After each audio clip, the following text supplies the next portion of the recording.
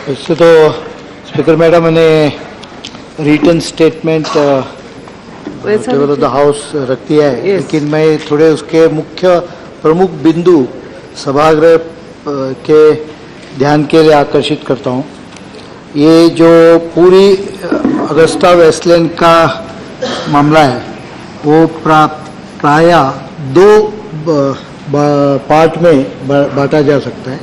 एक ऑर्डर देने के समय तक जो कुछ हुआ, और दूसरा ऑर्डर देने के बाद जब 2012 में सीबीआई के न्यूज़पेपर में इसके बाद में जो भ्रष्टाचार का मामले सामने आने लगे उसके बारे में। दूसरा भाग जो है उसमें वापिस जब गवर्नमेंट बदली जून 2014 से, उसके बाद में अभी तक का जो मामला हुआ है उसके बारे में।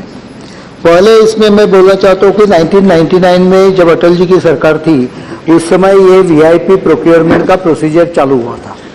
B-8 हेलीकॉप्टर पुराने हो गए थे और 2002 में इसके लिए रिक्वेस्ट फॉर प्रपोजल मतलब टेंडर इशू किया गया था। लेकिन उससे जो निकला 11 वेंडर्स को टेंडर दिए गए थे, लेकिन केवल 4 सामने आ गए।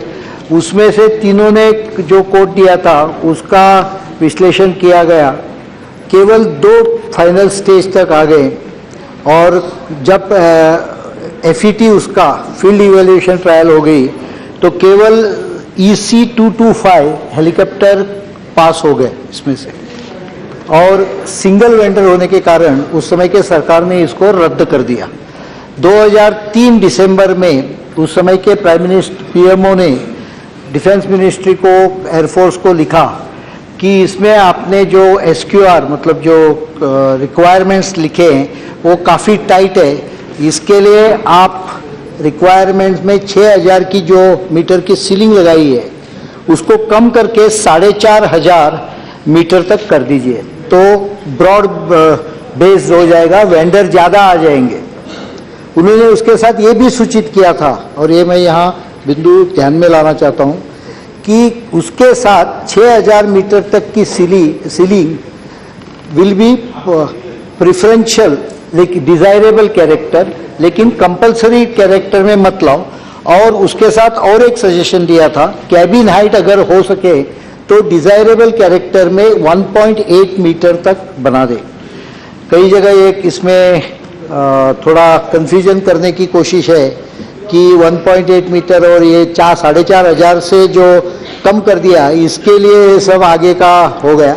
इसके लिए आगे नहीं हुआ। 2005 में 9 मई 2005 में एक निर्णय लिया गया, उसमें हाइट उसका सीलिंग हाइट जो था वो 6,000 मीटर से 4,500 मीटर तक कम कर दिया, जिसके कारण द वेंडर बेस एक्सपांडेड। लेकिन उसके साथ एक नया SQR एसेंशियल SQR डाल दिया गया, जिससे कैबिन हाइट 1.8 मीटर, और ये वेरी इंपॉर्टेंट क्राइटेरिया है, 1.8 मीटर कैबिन हाइट उसमें कंपलसरी SQR रिक्वायरमेंट करके डाला गया। जब 1.8 मीटर कंपलसरी SQR डाला गया तो ऑटोमेटिकली उससे जो पहले सिलेक्ट हुआ था FET में जो हेलीकॉप्टर पास हुआ था EC-225, ये ऑटोमेटिक रेस में से बाहर निकल गया। It was virtually thrown out of the race by the specific requirement of 1.8 meter, which was introduced on 9th May 2005 by UPA-1 government. और अगस्ता वेस्टलैंड का AW101 इसको अंदर प्रवेश दिया गया बिकॉज ऑफ हाइट सीलिंग। तो अटल जी के टाइम हाइट सीलिंग कम करने को कहा था वेंडर बेस बड़ी बनाने के लिए, उससे वेंडर बेस बड़ी बन गई, लेकिन 1.8 कैबिन हाइट डालने के कारण वेंडर बेस और भी श्रिंक हो गई। तो इसका finally AON acceptance of necessary 3 जनवरी 2006 में एक्सेप्टेंस ऑफ नेसेसरी दिया गया, जिसमें केवल 6 वेंडर को RFP या टेंडर डॉक्यूमेंट दिए गए। पहले बार 11 वेंडर थे, अभी 6 वेंडर पे नीचे आ गए, क्योंकि SQR और रिस्ट्रिक्टिव बनाया गया था 2005 में।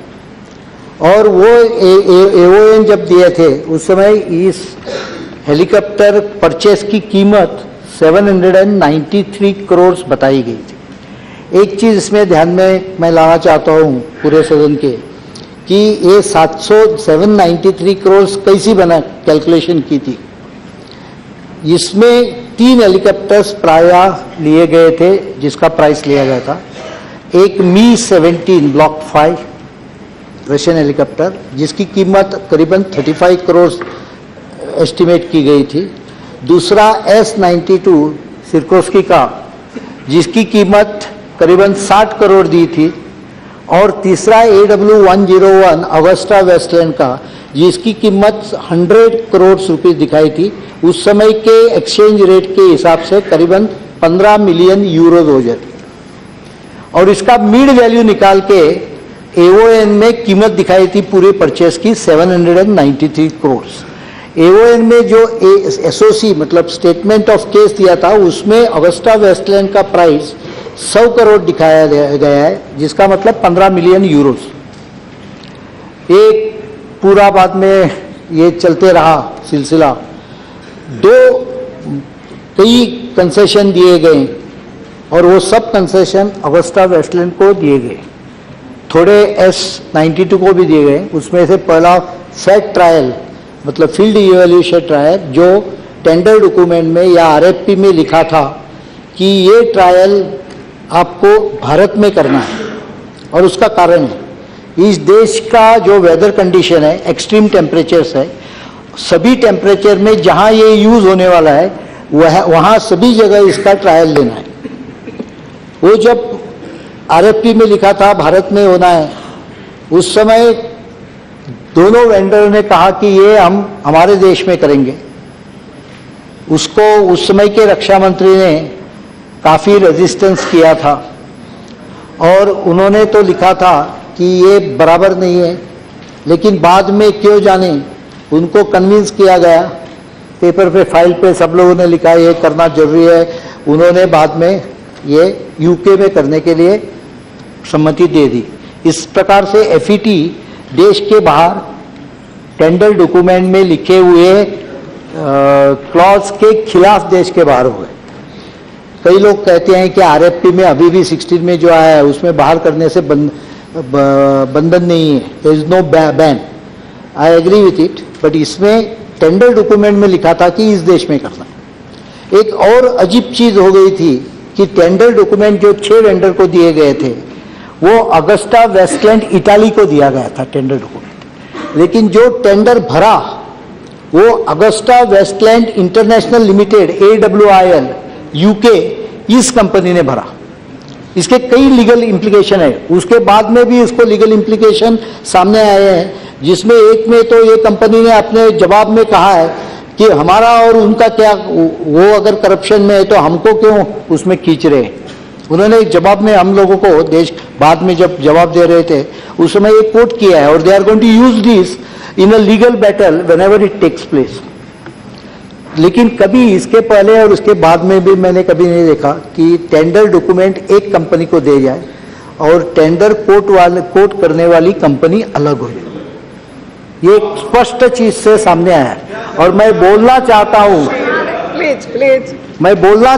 कि AWIL उनके ओन एडमिशन के हिसाब से ये कंपनी केवल कस्टमर रिलेशन और कस्टमर को डिजाइन करने वाली कंपनी है। ये कंपनी OEM नहीं है, ओरिजिनल इक्विपमेंट मैन्युफैक्चरर नहीं है, उनके पास OEM की फैसिलिटी नहीं है। और इन्होंने बाद में ये सब कॉन्ट्रैक्ट अगस्टा वेस्टलैंड को ट्रांसफर कर दिया। इसके पूरे डॉक्यूमेंट हमें इटाली कोर्ट से जब हम सिविल पार्टी बन गए थे उसमें से सब पूरे डॉक्यूमेंट मिले। फैक्ट ट्रायल के बाद में और एक इम्पोर्टेंट कंसेशन दिया गया। ये फैक्ट ट्रायल में एक ध्यान में आ गया कि नॉन VIP हेलीकॉप्टर जो 4 थे, 12 में से 8 VIP हेलीकॉप्टर्स और 4 नॉन VIP, इसमें 2 कंडीशंस ये हेलीकॉप्टर कंपनी मीट नहीं कर रही थी। 2 कंडीशन पूरे नहीं हो रहे थे। सिरकोस्की का S-92 जो था उसमें 4 कंडीशन मीट नहीं हो रहे थे। अभी कंसेशन देना है 75 पैरा है DPP का, जिससे आप कंसेशन दे सकते हैं। 2-3 बार इसमें पहले कंडीशन टोटली 8-10 क्लॉजेस को रिलैक्सेशन दिया गया है, लेकिन दो महत्व के मैं बोल रहा हूं जिसका इम्पैक्ट ये सिलेक्शन पे हुआ है। इसमें केवल अगस्ता वेस्टलैंड को कंसेशन दिया गया है। उनके दो जो कंडीशन मीट नहीं हो रहे थे, पैरामीटर्स मीट नहीं हो रहे थे, उसमें से उनको रिहाई दी गई, लेकिन S92 को ये रिहाई नहीं दी गई। एक्चुअली ये बहुत इंपॉर्टेंट क्लॉज है, क्योंकि 75 से जब आप कंसेशन देते हैं, कभी रेयरली यूज करने वाला क्लॉज है, powers, extraordinary powers to be use in the rare conditions, you cannot give it in a resultant single vendor case. ये तो आपने उनको कंसेशन देके उनको सिंगल वेंडर को ही फाइनलाइज कर दिया, और वो अगर दूसरे कंपनी को भी S92 को भी 4 उनके कंडीशंस दे देते हैं तो मैं समझ सकता था, लेकिन एक ही कंपनी को दिया और उनको सिंगल वेंडर बना दिया। बाद में CNC हो गई, उसका बेंचमार्किंग प्राइस का हो गया, उसमें आपने प्राइस जो दिखाया वो प्राइस 6 गुना ज्यादा था AON में जो प्राइस दिखाया था उससे। कंट्रोलर ऑडिटर जनरल बोल रहा है कि ओपन सोर्स से 2010 में जब बेस हेलीकॉप्टर AW101 का मैंने भी निकाला, मुझे भी वही मिला, 18 मिलियन यूरोज दिखा रहे हैं 2010 में, और ये कोड तो 2008 में था। तो 18 मिलियन बेस जब दिखा रहे हैं और AON में उसका बेस प्राइस एयरफोर्स ने 15 मिलियन यूरोज दिखाया था, उस समय CNC बेंचमार्किंग करने वाली जो टीम थी उन्होंने उसका बेस प्राइस 27 मिलियन यूरोज पकड़ा। अभी जब आप सिंगल वेंडर सिचुएशन में ये सब कंसेशन देने के बाद जब आप करते हैं तो आपको ध्यान में रहना चाहिए कि price is an very important factor, because ये सिंगल वेंडर है, उसको कंपेयर करने के लिए दूसरे का नहीं होना चाहिए था। ये लोगों ने AON में जो प्राइस दिखाया था 100 करोड़ मतलब 15 मिलियन यूरोज, वो 27 मिलियन क्यों लिया 2 बरस के गैप में, इसका कुछ एक्सप्लेनेशन दिया नहीं। इन्होंने 27 मिलियन बेस लिया और उससे बढ़ा के फाइनली 4,800 करोड़ का बेंचमार्किंग कर दिया। मतलब ये एस्टिमेटेड प्राइस, ये डिफेंस के प्रोक्योरमेंट में प्रोसीजर है और ये वेरी इंपॉर्टेंट प्रोसीजर है। ये प्रोसीजर को थोड़ी बहुत आपको रिलैक्सेशन मिलेगी अगर मल्टी वेंडर है तो। एक वेंडर होगा तो ये बेंचमार्किंग इज एन क्राइटेरिया, और मुझे तो पूरी खुद के लिए गारंटी है कि बेंचमार्किंग करने वालों ने बेंचमार्किंग जो एस्टिमेटेड वो लोगों का टेंडर रहेगा उससे आगे कर दी थी, क्योंकि उन्होंने 6 गुना कर दी AON के हिसाब से। 2 गुना 2.5 गुना समझ सकती थी, 6 गुना। और जब मैं अभी इंफॉर्मेशन ले रहा हूं तो ये हेलीकॉप्टर जो एक्सपर्ट्स है इंक्लूडिंग एयरफोर्स के, वो मुझे बोल रहे हैं ये हेलीकॉप्टर जो कंडीशन में हम लेना चाहते थे उस समय के प्राइस के हिसाब से 180 मतलब 25 या 26 मिलियन यूरो उसके लिए ठीक प्राइस रहता था बेंचमार्किंग के लिए।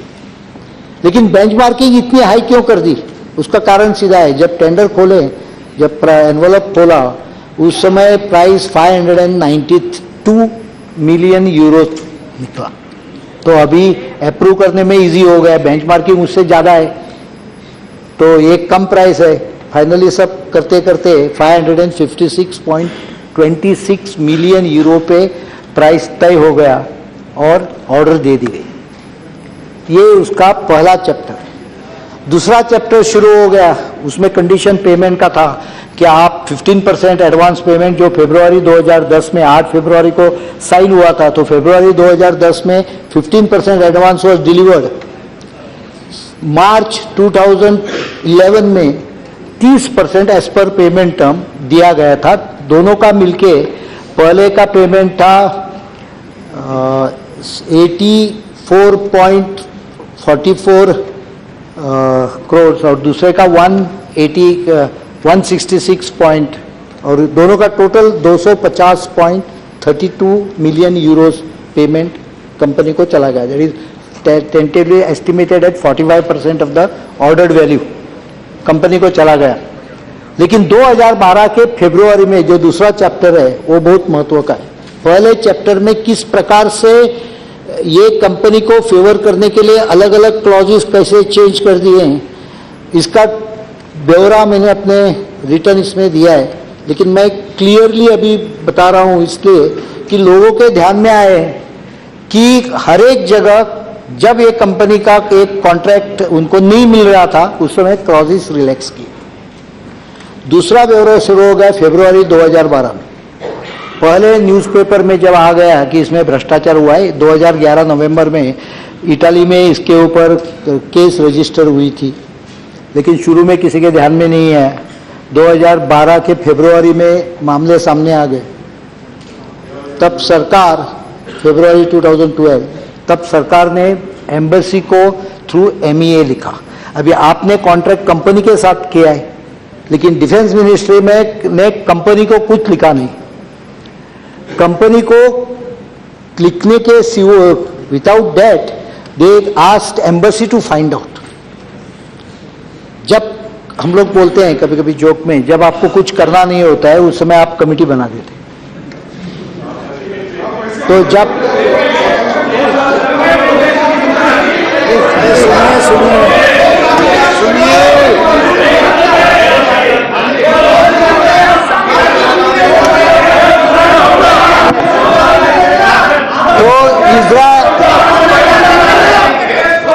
स्पीकर मैडम, मैं जो बोल रहा हूँ पूरा डॉक्यूमेंट मेरे पास इधर है। एम्बेसी को लिख दिया, एम्बेसी से गवर्नमेंट को लिख दिया।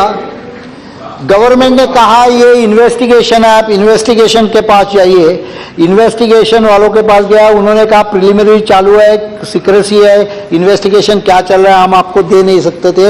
ये सब चल रहा था, लेकिन कंपनी को किसी ने लिखा नहीं। वो तीसरे पार्ट में बोलता हूं लेकिन कुछ किया नहीं। सेकेंड पार्ट का ये चालू है अभी। सेकेंड पार्ट तो लिखते गए कंपनी को पूछा ही नहीं। एक्चुअली अगर उस समय 2 फरवरी 2012 में इमीडिएटली एक्शन लेते हैं, और उसके पहले डिफेंस मिनिस्टर 2005 में उन्होंने जब डैनियल बोल के साउथ अफ्रीका के कंपनी ने कुछ घोटाला किया था, ऐसा पेपर में न्यूज आ गया था, उन्होंने उनको 3 महीने में ब्लैकलिस्ट में डाल दिया था 2005 में, यही सरकार के 2005 में। तो ऐसा नहीं है कि पहले से प्रेसिडेंस नहीं है, पहले से इसके बारे में कुछ किया नहीं है, ऐसा नहीं है। 2012 में ये मामला अगर रुका दिया गया था तो आगे के कई चीजें होती ही नहीं। एक तो जब आपको 2012 में मालूम था तो you should have stopped the supplies of these helicopters. Instead of this government did nothing, didn't write to the company. Result was December 2012, 3 helicopters were delivered.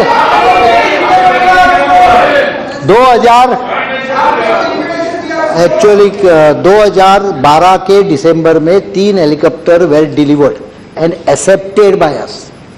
Now this has further legal complication. पहला action हो गया 12 फरवरी 2013। Action होने का कारण क्या था? Orsi chief executive of Finmeccanica was arrested with a warrant and his house was searched. ये जब न्यूज सब दुनिया में फ्लैश हो गई तो within few hours our defence minister picked up all the file, wrote a letter to CBI and he sent it to CBI immediately. It is an action which was compulsorily forced by an arrest of chief executive of Fin Mechanica. अगर उनको arrest नहीं होता तो कुछ नहीं होता था। उनको अरेस्ट करने के बाद 1 दिन के अंदर पूरा केस CBI के पास चला गया, और CBI के पास प्रिलिमिनरी इंक्वायरी होने के बाद ये केस 12 मार्च 2013 में केस FIR दर्ज हो गया। 15 फरवरी 2013 first notice of stopping the deal and further payment was issued. लेकिन उधर करके उधर ही बैठ गए वापस, आगे कुछ हुआ नहीं। There were only notices being exchanged. Finally 4, अभी पार्ट 3 नहीं, पार्ट 2A है।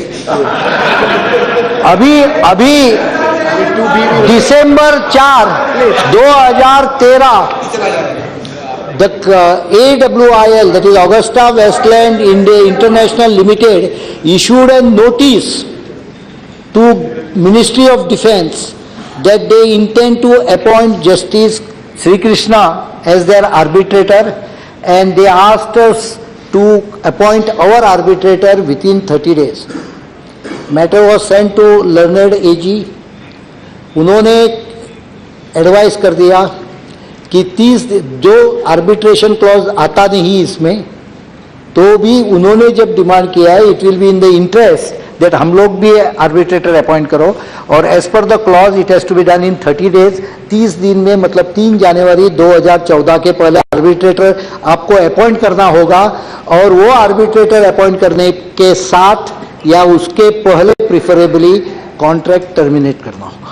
So it was an fait accomplished situation where contract had to be terminated because of legal position on 1st January 2014. Again, not a proactive step. It was forced action. तब तक कुछ नहीं किया था. उसके बाद में टर्मिनेशन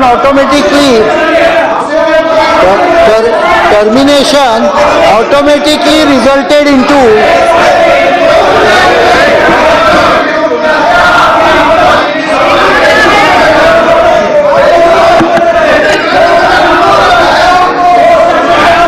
ये फोर्स्ड एक्शन जो हो गया, उसके साथ बैंक गारंटीज भी रिवोक करनी होगी, इसका भी एडवाइस दिया गया था, तो वो रिवोक हो गई. उसमें जो परफॉर्मेंस गारंटी थी 27.81 मिलियन यूरोज, और वारंटी की गारंटी जो थी वो भी 27.81 million euros, which is 5% of the each 5%, दोनों मिलके 10%, जो कॉन्ट्रैक्ट परफॉर्मेंस फेलियर के कारण वो दोनों एनकैश हो गई. 3 करोड़ का state bank of India Delhi में इंटीग्रिटी पैक्ट के ऊपर पैसा गारंटी दी गई थी, वो भी रिवोक्ड हो गई. लेकिन 250.32 million euros which were given as an advance were not allowed to be paid by Italian court in Milan. Now I don't understand why the bank guarantees were enforceable in the Deutsche Bank Milan, why not in India? Because हमारे एक clause है, सभी जो bank guarantees आती हैं accept in case of Russia and 1 or 2 cases where there are some technical problems, we want these bank guarantees to be encashable and counter guaranteed by an Indian bank. ये मिलान में guarantee थी, लेकिन मिलान में जब court में हम गए और कोर्ट में हमने आर्ग्यूमेंट कर दिया, उस समय द कोर्ट, मिलान कोर्ट,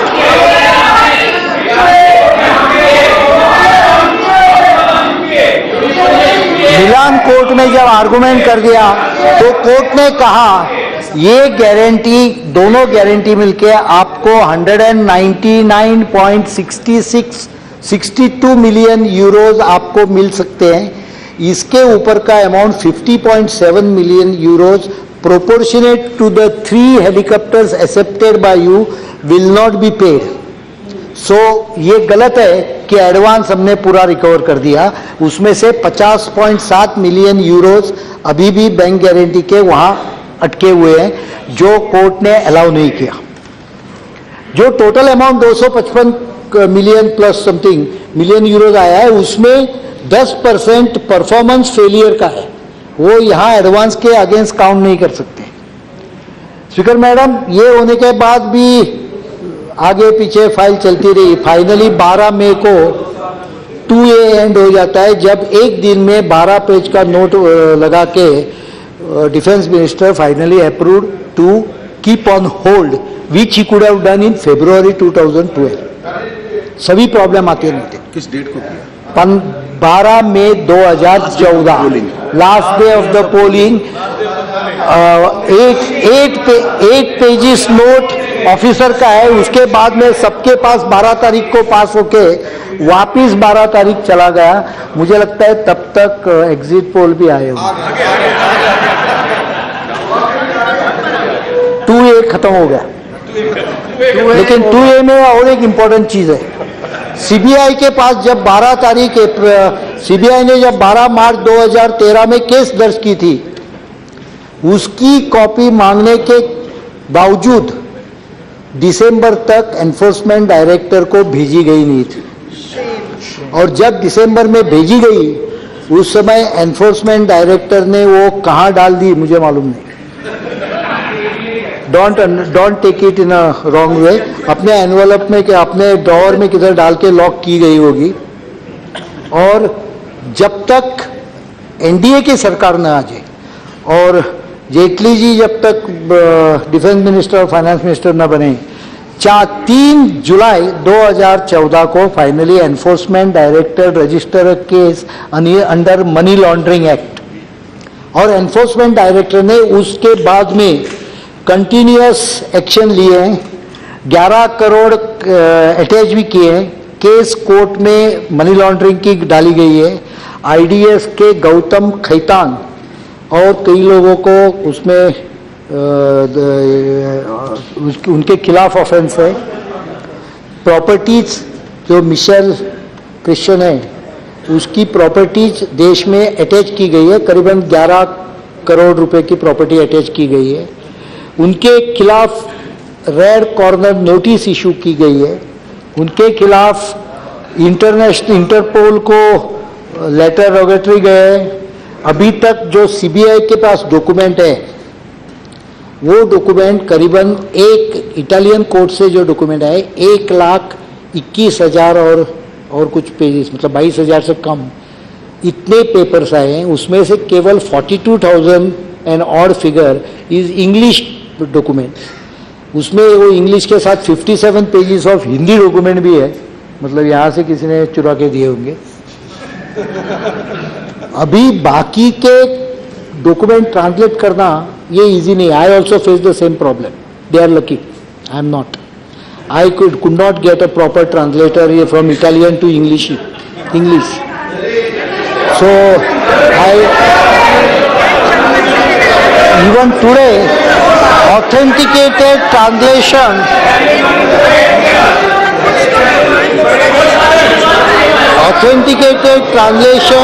अभी भी हमारे पास पूरा नहीं है, पार्ट है। तो वो ऑफिशियल ट्रांसलेशन आने के बाद हम लोगों ने सीबीआई और ईडी को कहा है कि इसमें आप बराबर पकड़ो। एक चीज ध्यान में आती है कि ऑगस्टा वेस्टलैंड को ऑर्डर जाने के लिए सब चीजें की गई। उसके एस्टिमेटेड जेन्युइन कॉस्ट के मोर देन 2x रेट में उनको कॉन्ट्रैक्ट दिया गया। उसके लिए जो कुछ रिलैक्स करना था वो रिलैक्स किया गया। और जब ध्यान में आ गया ये चोरी जब ध्यान में आ गई उस समय अरे क्यों चिल्लाते हो? उस समय नाम भी नहीं लिया। वो कंपनी के खिलाफ कुछ भी कार्रवाई नहीं की। जब तक कार्रवाई करना, it was made almost compulsory by circumstances that you act, then only the action was taken. While this action we have already taken action. और मुझे गारंटी है अभी जो इन्वेस्टिगेशन चल रहा है they are very small people who must have, ऐसे हिंदी में ही कर रहे हैं। हिंदी में कहावत है कि धोते गंगा में हाथ धो लेना, ऐसी कुछ तो कहावत है। बहती गंगा में हाथ धो के लेना। त्यागी हो या खैतान हो, इन्होंने बहती गंगा में हाथ धो लिया है। बहती गंगा कहाँ जा रही है ये ढूंढने के लिए मैंने इस ईडी को बताया, और वो कहाँ जा रही है ये हाउस में स्पष्ट हो गया उस दिन राज्यसभा में। मैंने पहले कहा था मराठी मध्ये एक हे जो कोण आळू मराठीतला आळू, हिंदीतला आळू नाही, जो आळूचा खातो भाकरवडी गया, जिसका जो खाता है मराठी में ये, उसको हिंदी में क्या बोलता है मुझे मालूम नहीं। मराठी के आलूला, हिंदी आलू नहीं, हिंदी आलू बटाटा अरबी का पत्ता होता है। अरबी का पत्ता होता है। आप ट्रांसलेट करिए। मराठी में कहते हैं जो आलू की भाजी खाता है उसका ही गला खुजता है।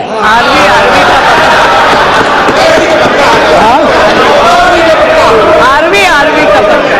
ओके, अरबी का पत्ता। अभी किसका किसका गले में क्या खुजली आ रही है वो समझ जाती है।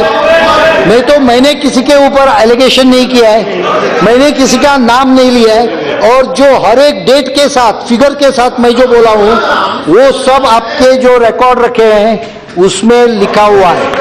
I have not referred to them but I can vouch on the figures without even referring to the paper. It is our endeavor that we will take action. We will take action. We have put them on hold. Defense Ministry is initiating procedure to blacklist them. और blacklist करने के बाद अगर हमारी slogan है तो इनको चिंता क्या करने की जरूरत है? ये चिंता कर रहे हैं। अगर स्लोगन है तो गंगा कहाँ पहुंच रहे है समझेगा नहीं किसी को, तो इन्हें चिंता करने की जरूरत नहीं है। चिंता क्यों पैदा हो गई? क्योंकि गंगा कहाँ जाती है इनको मालूम है। स्पीकर मैडम, मैंने जो कहना था मैंने कह दिया।